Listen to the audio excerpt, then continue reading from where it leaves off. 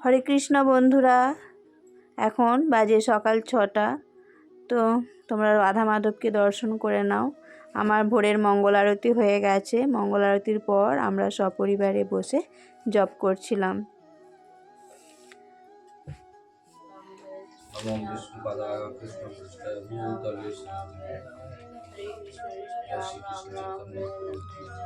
তো আজ এখান থেকেই ব্লগটা শুরু করছি। প্রথম থেকে শেষ পর্যন্ত তোমরা দেখতে থাকো, আশা করি তোমাদের ভালো লাগবে। তো একজন ভক্তের ভোরবেলা থেকে 10টা পর্যন্ত কি রুটিন থাকে তাই তোমাদের সঙ্গে শেয়ার করার চেষ্টা করলাম। হরে কৃষ্ণ বন্ধুরা, তো এটা আবার অনেকক্ষণ পর, এখন 8টা 20 বাজে।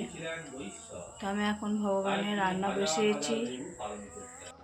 তো সকালবেলা মুড়ি প্রসাদের জন্য আমি এখানে রমা কলাই সিদ্ধ বানিয়েছিলাম, আর এদিকে আনাজ বানিয়ে নিয়েছি, আলু কেটেছি, ফুলকপি পনিরের রসা করব, আর করব পালং শাকের ঘন্ট। আর এদিকে দেখো মঙ্গল আরতির সমস্ত বাসন পড়েছে, সেগুলো সব ধোবো।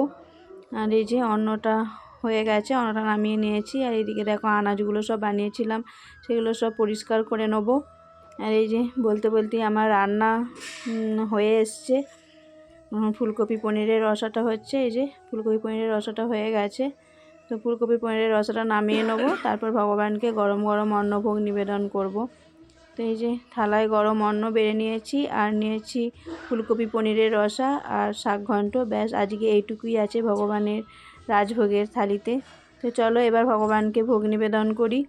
নিজে ভগবানের কাছে নিয়ে চলে এসেছি, তারপর প্রত্যেকটা আইটেমের ওপর তুলসীপত্র দিয়ে ভগবানকে ভোগ নিবেদন করব। তো ভোগ নিবেদন হয়ে গেলে তারপর ছেলে প্রসাদ পেয়ে ছেলে স্কুলে যাবে। ছেলে স্কুলে গেলে তারপর আমি বাড়ির সমস্ত কাজকর্ম সারব।